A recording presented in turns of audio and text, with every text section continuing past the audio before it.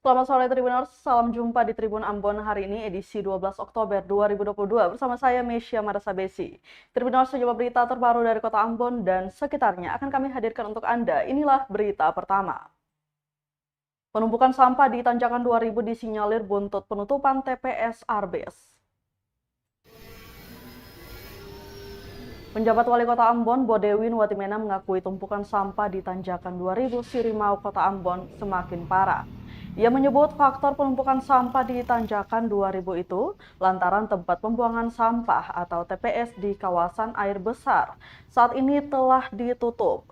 Watimena mengaku bingung kenapa sampah bisa sebanyak itu di Tanjakan 2000. Dugaannya lantaran penutupan TPS di air besar. Ia mengaku telah meminta bantuan warga setempat untuk mengawasi mereka yang membuang sampah di situ. Artinya jika hanya warga yang membuang sampah saja tidak masalah. Namun diduga ada truk-truk bermuatan sampah yang juga dibuang pada TPS Tanjakan 2000. Pantauan tribunambon.com di lokasi pukul 3 siang, sampah di Tanjakan 2000 sudah menggunung dan bahkan hampir memakan badan jalan. Baik kendaraan roda 2 maupun roda 4 yang melintasi kawasan itu juga tampak terganggu dengan keberadaan tumpukan sampah itu. Bau menyengat Tribuners juga tak terhindarkan hingga radius 25 meter.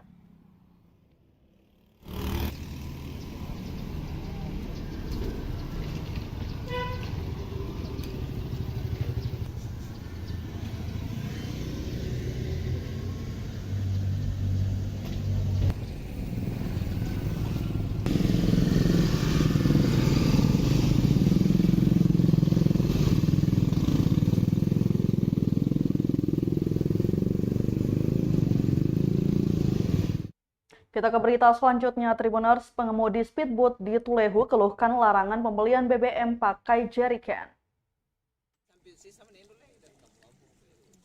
Pengemudi speedboat di Tulehu, Maluku Tengah mengeluhkan susah memperoleh bahan bakar minyak atau BBM jenis Pertalite. Hal ini dikarenakan pelarangan pembelian Pertalite dengan cara eceran atau menggunakan jerrycan. Keluhan itu disampaikan oleh Angki Kaihatu. Menurutnya, sejak beberapa bulan terakhir, pengemudi speedboat di Tulehu sulit memperoleh BBM bersubsidi.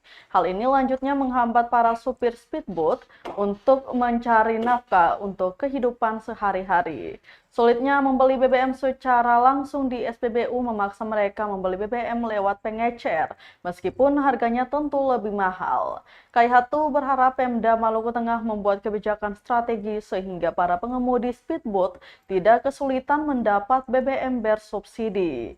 Diketahui, speedboat menjadi transportasi alternatif di Provinsi Maluku yang secara geografis merupakan provinsi kepulauan. Hal ini dibuktikan dengan banyaknya jumlah angkutan speedboat antar pulau yang berada di Desa Tulehu, Maluku Tengah. Pantauan tribunambon.com Rabu 12 Oktober 2022. Terdapat lebih dari 100 unit speedboat kecil yang berlabuh di sepanjang pantai Desa Tulehu. Speedboat di Desa Tulehu melayani rute tujuan Kailolo, Oma, Haruku, Haria, dan Porto. Untuk rute lainnya juga bisa dilayani tapi dengan cara sewa atau charter.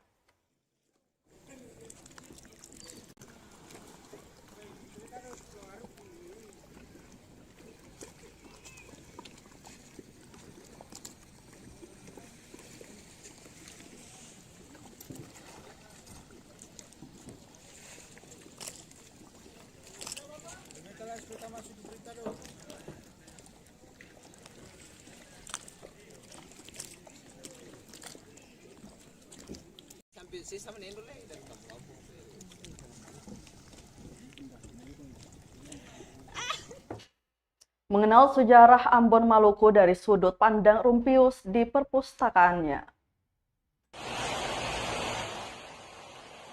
Perpustakaan Rumpius adalah sebuah perpustakaan yang terletak di Jalan Patimura, Uritetu atau lebih tepatnya di kawasan Paroki Santo Fransiskus Saverius, Katedral Kota Ambon. Perpustakaan ini adalah perpustakaan buku yang menyimpan banyak referensi tentang Maluku, mulai dari sejarah hingga dengan kekayaan alam di Maluku.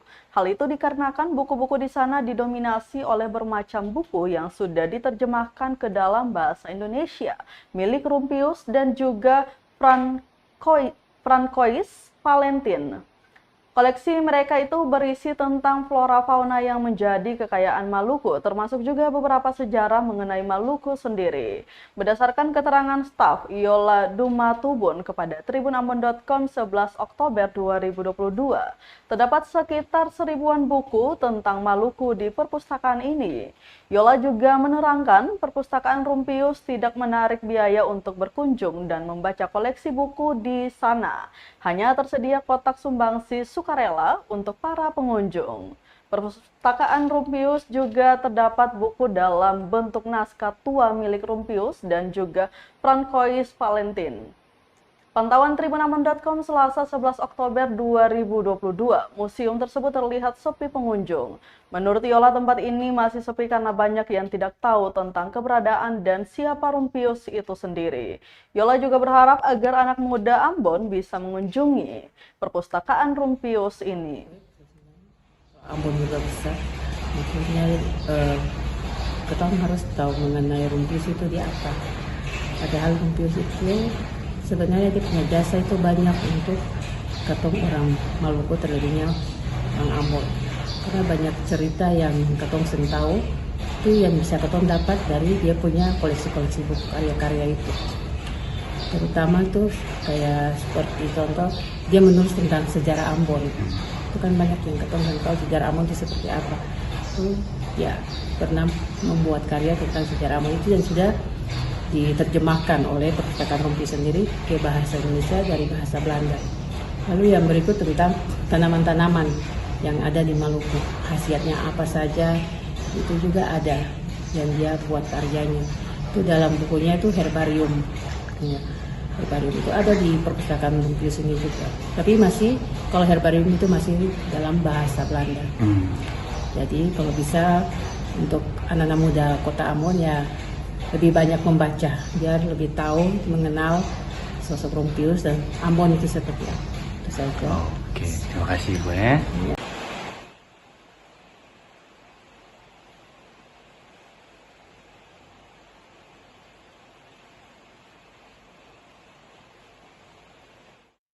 Masih dari Kota Ambon, Tribuners, jalan santai dan peluncuran 2 program unggulan warnai HUT ke-65 SMA Kristen YPKPM Ambon. Dalam rangka memperingati hari ulang tahun atau HUT ke-65 SMA Kristen YPKPM Ambon, menggelar jalan santai Rabu 12 Oktober 2022. Dari pantauan tribunambon.com di lokasi pukul 6 pagi, acara jalan santai ini diawali dengan pelepasan balon ucapan selamat ulang tahun oleh Kepala SMA Kristen YPKPM Ambon, Dr. Anda Elaturiu, MSI, dan Ketua Alumni atau Wakil Gubernur Maluku, Barnabas Orno. Usai itu, acara dilanjutkan dengan jalan santai yang diiringi drum band SMA Kristen YPKPM Ambon. Ratusan peserta yang terdiri dari Wakil Gubernur Maluku, Kepala Sekolah, guru, siswa-siswi, dan beberapa angkatan alumni SMA Kristen YPKPM Ambon terlihat sangat bersukacita. Wakil Gubernur Maluku yang tidak lain Ketua Alumni SMA Kristen YPKPM Ambon, Barnabas Orno, menyatakan bahwa kegiatan jalan santai ini tujuannya tidak hanya memperingati HUT ke-65 saja, tapi memupuk kembali tali silaturahmi antar angkatan dan guru-guru di sekolah ini. Terpisah dari itu, Kepala Sekolah SMA Kristen YPKPM Ambon, Elaturiu, berterima kasih atas kerjasama dari pihak sekolah dengan para alumni yang sudah menyukseskan acara HUT ke-65 yang jatuh pada tanggal 14 Oktober nanti. Lanjut dikatakan bahwa saat ini sekolah SMA Kristen YPKPM Kota Ambon adalah salah satu sekolah penggerak pertama di Maluku. Maka dari itu, besar harapan pihak sekolah semua para alumni, mari mendukung program ini agar anak-anak ini menjadi siswa yang cerdas dan berkarakter. Untuk diketahui dalam kegiatan ini juga Sekolah SMA Kristen IEP KPM Kota Ambon meluncurkan 2 program terbarunya, yakni Sehari Berliterasi dan Majalah Sekolah.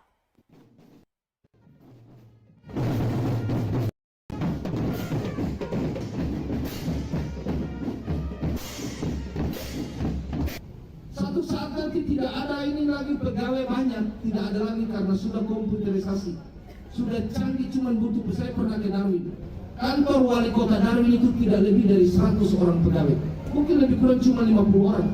Saya tanya wali kota, tentu saya pakai penerjemah, coba tanya Pak wali kota ini, bahwa karena di daerah luar sana saya kelihatan dia itu wali kota, dia itu gubernur, dia biasa saja, biasa saja. Bergerak.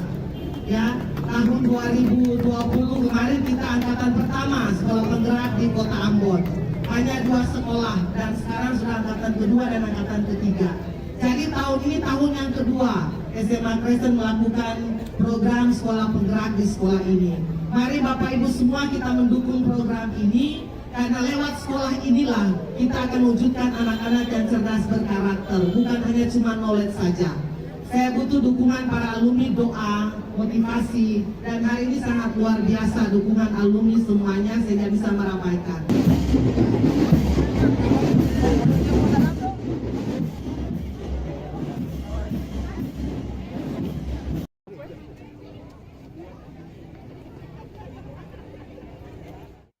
Kita beralih ke berita lainnya. Tribuners, Turaya Samal minta PJ Bupati Andi Chandra berantas korupsi di Seram bagian Barat.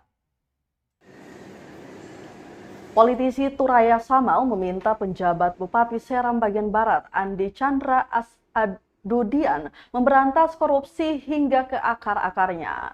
Pasalnya terdapat beberapa kasus korupsi di Seram bagian Barat yang sampai hari ini masih terkatung-katung dan tidak jelas tahapannya sejauh mana. Ia menerangkan 2 kasus teramat parah dengan merugikan anggaran negara berjumlah miliaran rupiah, ialah dugaan korupsi pengerjaan jalan Kaibobu dan pengadaan kapal cepat. Selain itu masih banyak praktek lain seperti proyek mangkrak serta tidak sesuai perencanaan yang dibiarkan begitu saja. Sebagaimana program prioritas yang dicanangkan penjabat bupati, tertera penyelesaian tapal batas, Pilkades tahap ketiga, dan target keluar dari disclaimer.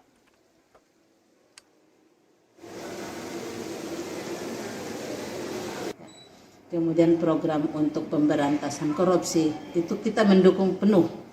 Ya, Pak Bupati harus menyelesaikan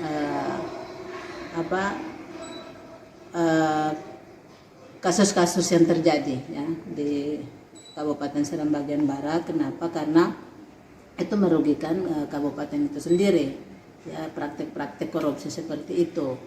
Ya, proyek-proyek yang mangkrak, kemudian proyek-proyek yang tidak sesuai dengan perencanaan, ya itu harus dituntaskan dan harus diselesaikan ya.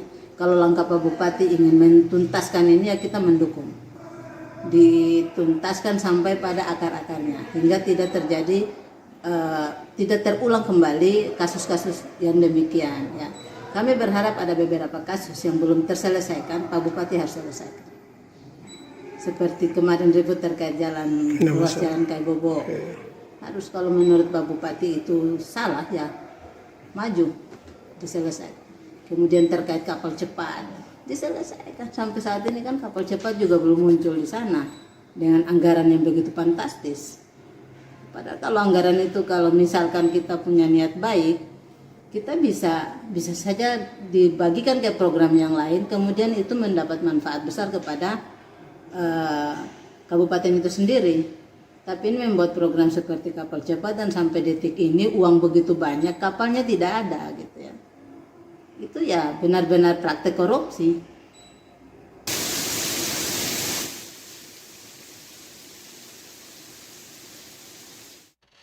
Baik Tribuners, berita tadi sekaligus menutup rangkaian kebersamaan kita di Tribun Ambon hari ini edisi 12 Oktober 2022. Mewakili seluruh kru yang bertugas, saya Mesya Marsabesi pamit undur diri. Selamat sore dan sampai jumpa. Amato. Terima kasih sudah nonton. Jangan lupa like, subscribe, dan share ya.